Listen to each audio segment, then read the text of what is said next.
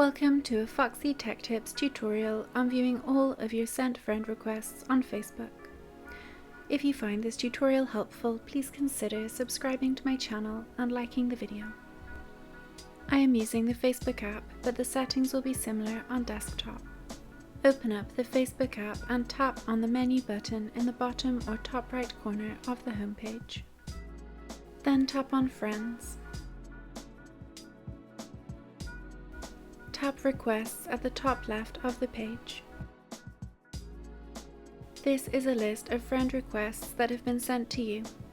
Tap on the three dots button in the top right corner and then tap View Sent Requests. This is the list of friend requests that you have sent but have not been accepted.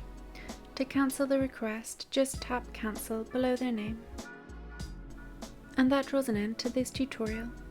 Please like the video if you found it helpful and subscribe to Foxy Tech Tips for more Facebook tips and tricks.